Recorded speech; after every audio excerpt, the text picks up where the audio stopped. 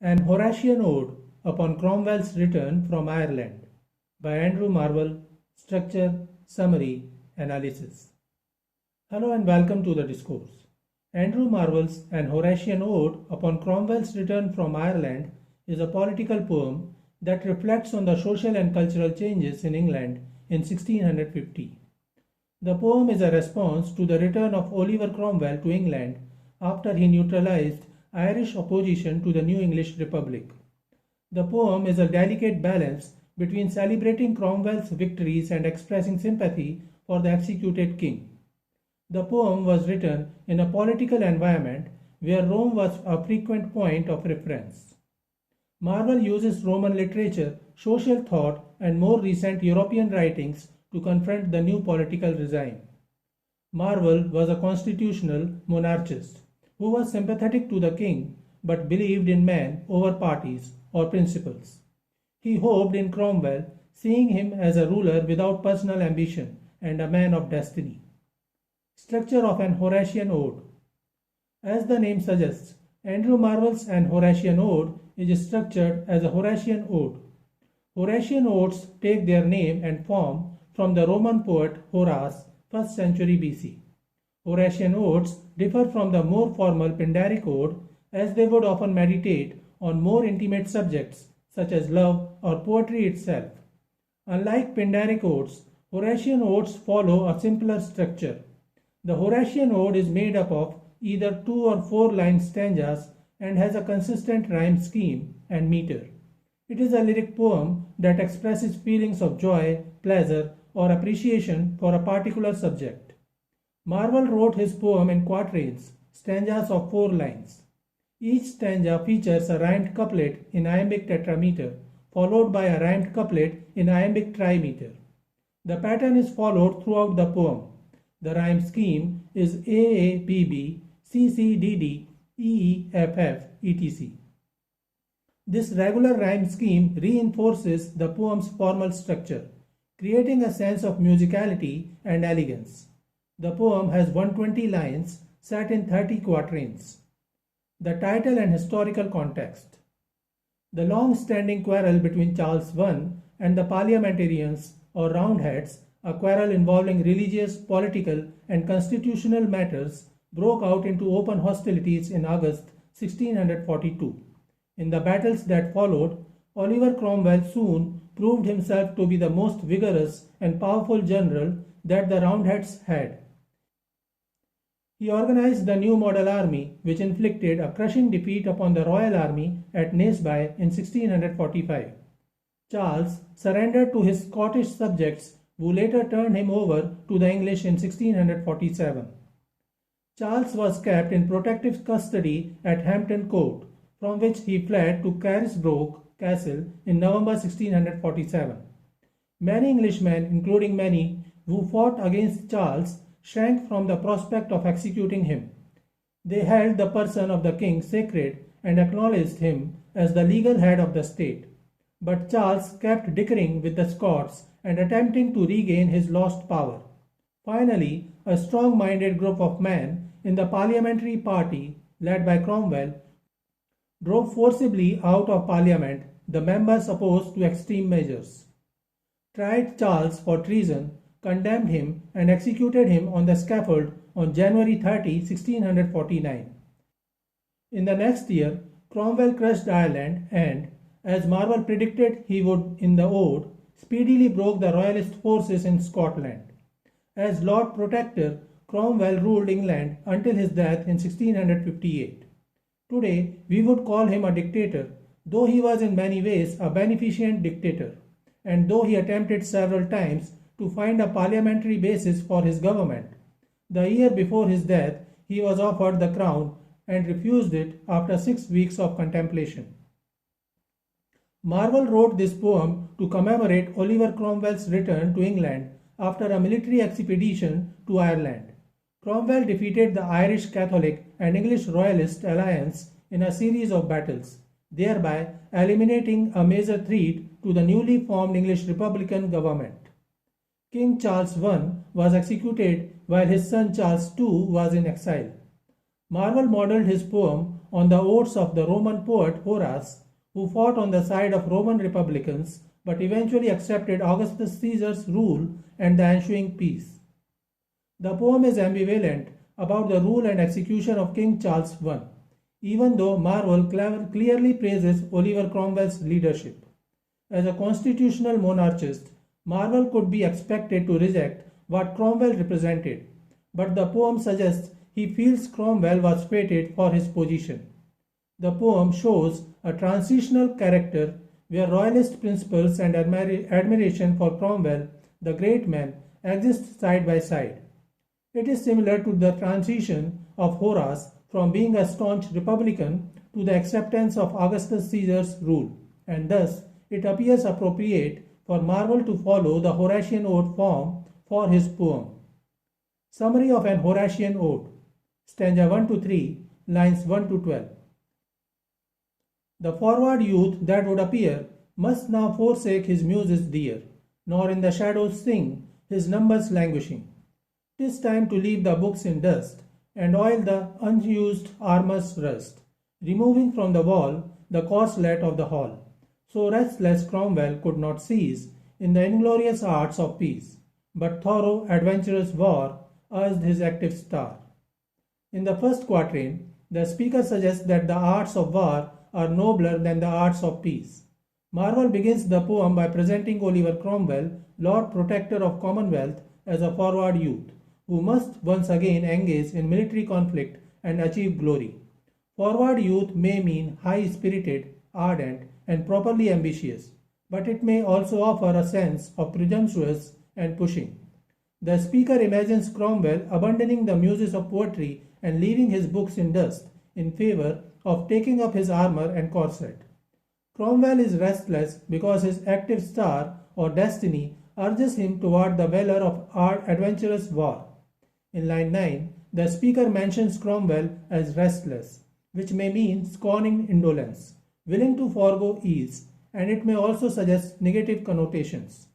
Cromwell's courage high will not allow him to rest in the inglorious arts of peace. The speaker mentions that peaceful ways were inglorious, and Cromwell's driving force has been a desire for glory. It is a glory of that kind which allows a man to become dedicated and, in a sense, even selfless in his pursuit of it. He mentions that it may not be the fate of Cromwell to lead the nation, but he urged his fate and forced through his adventurous war. Stanza 4 to 6, lines 13 to 24. And like the three-forked lightning first, breaking the clouds where it was nursed, did through his own side his fiery way divide.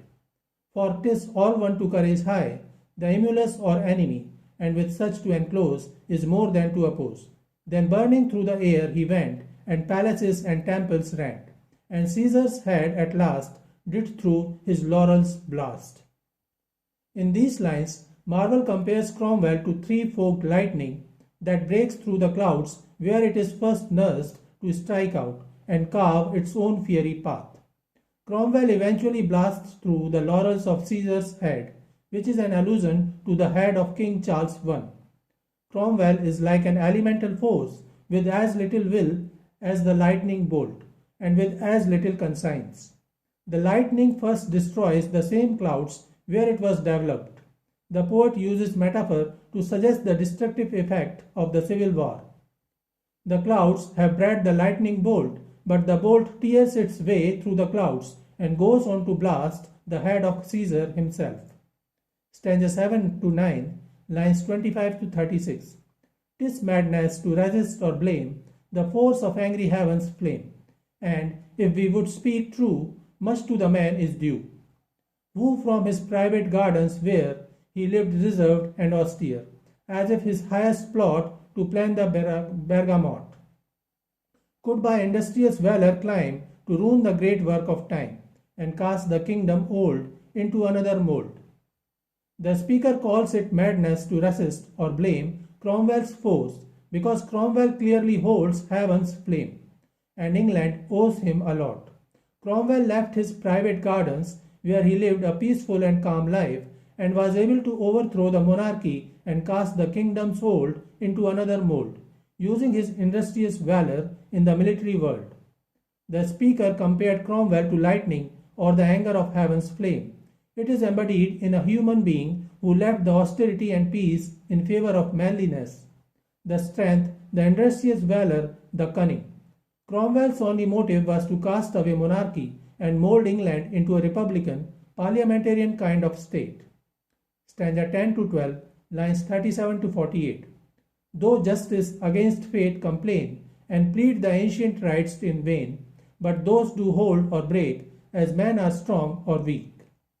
Nature that hath emptiness allows of penetration less, and therefore must make room where greater spirits come. What field of all the civil wars, where his were not the deepest scars? And Hampden shows what part he had of wiser art. In these lines, the speaker mentions that Cromwell was deaf to the complaint of justice and its pleading of the ancient rights.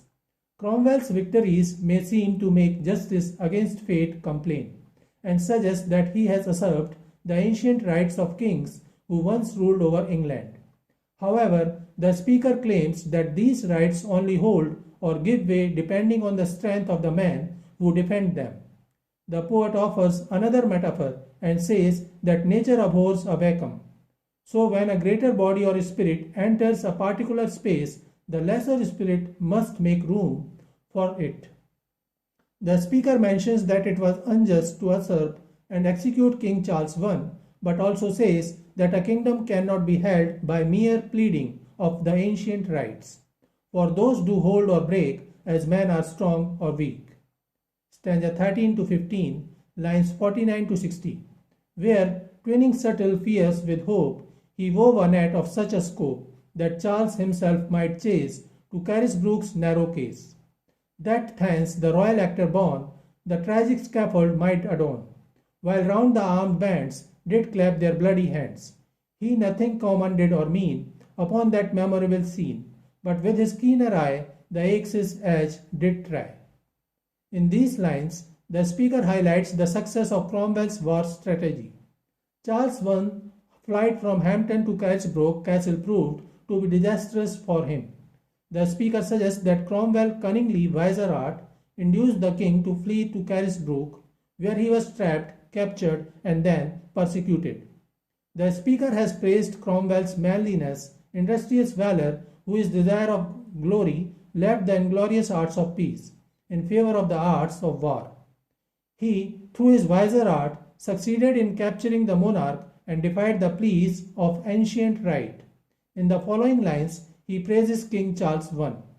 The speaker describes King Charles I as the royal actor born to face the tragic scaffold of his execution, while the armed masses look on and clap their bloody hands. The speaker claims that King Charles does nothing common or mean when facing his execution. Stanza 16 to 18, lines 61 to 72. Nor called the gods with vulgar spite to vindicate his helpless right, but bowed his comely head down as upon a bed. This was that memorable hour which first assured the foe's power. So when they did design the capital's first line, a bleeding head where they begun did fright the architects to run, and yet in that the state foresaw its happy fate. The speaker continues to praise and describe how King Charles I faced his fate with dignity. He did not spitefully call upon God to lament his fate. Instead, Charles I meets the edge of the axe with the sharper edge of his own gaze and bows his comely head upon the executioner's bed, as if it were a bed. The speaker describes King Charles I as the player king, the king acting in a play. He is the royal actor who knows his assigned part and performs it with dignity. He truly adorned the scaffold like a stage, while round the armed bands did clap their bloody hands. The soldiers are said to have clapped to drown out the king's speech from the scaffold. But Marvell, drawing the incident into his theatre metaphor, interprets to the clapping of as applause. The parliamentarians who vehemently opposed King Charles I, did they clap for applauding King Charles I for facing death with bravery? Or did they applaud Cromwell's resolution in bringing the king to a deserved death? That remains ambiguous. The Speaker believes that Charles's execution marks the memorable hour for the victorious Parliament army as well as those who must design the new state. Stanza 19 to 21, lines 73 to 84. And now the Irish are ashamed to see themselves in 1 year tamed. So much one man can do, that does both act and know. They can affirm his praises best, and have, though overcome, confessed how good he is, how just, and fit for highest trust. Nor yet grown stiffer with command, but still in the Republic's hand, how fit he is to sway that can so well obey. In these lines, the Speaker again turns his attention to Cromwell and the present. He praises how Cromwell crushed the Irish Catholic and Royalist rebels within a year. Even the Irish can affirm his praises. After being subdued by Cromwell, whom the Speaker believes to be good and just, Cromwell is well prepared to serve the new English Republic because of his ability to obey the will of the people. Stanza 22 to 24, lines 85 to 96. He to the commons' feet presents a kingdom for his first year's rents, and what he may forbears his fame to make it theirs, and has his sword and spoils ungrit to lay them at public skirt. So when the falcon high falls heavy from the sky, she, having killed, no more does search, but on the next green bough to perch, where, when he first does lure, the falconer has her sure. The Speaker praises Cromwell's disciplined manner. The Speaker continues to express the ruthless energy and power of Cromwell, but Cromwell falls from the sky now, not as the thunderbolt, but as the haunting hawk. The trained falcon is not a wanton destroyer, nor an irresponsible one. It knows its master. It is perfectly disciplined. Cromwell wins the kingdom, but gives it to the commons, along with his fame. He lays his sword and spoils at the skirt or feet of the public. In this regard, the Speaker compares Cromwell to an obedient falcon who kills and delivers her prey but does not return to the hunt unbidden. Stanza 25 to 27, lines 96 to 108. What may not then our isle presume, while victory his crest does plume? What may not others fear, if thus he crown each year?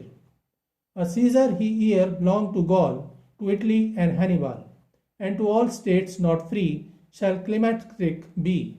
The Pict no shelter now shall find within his party-coloured mind, but from this valour sad shrink underneath the plate.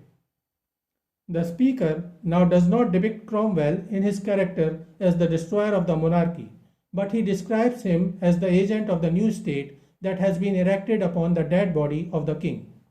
The Speaker shows his surprise as he notices that Cromwell continues to pay his homage to the Republic each year.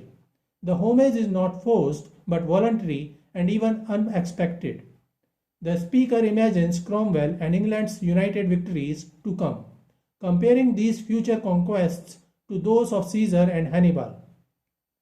He suggests that Cromwell will soon turn his attention to the nation of the Pict in Scotland, who will soon cower underneath the plate. The wild Irish have been tamed, and now the Pict will no longer be able to shelter under his party-coloured mind.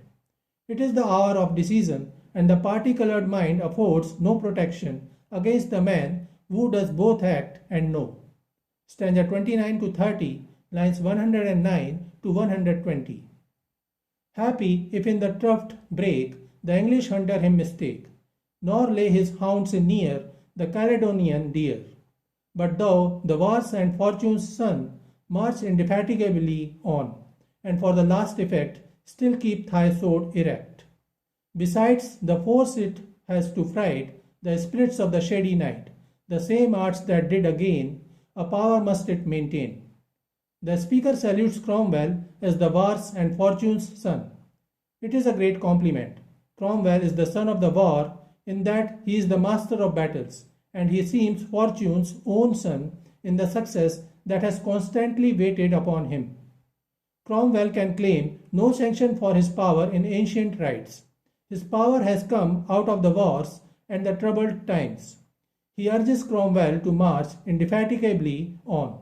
It appears as an irony because the speaker described Cromwell as restless who could not cease in the inglorious arts of peace, when his highest plot was to plant the bergamot.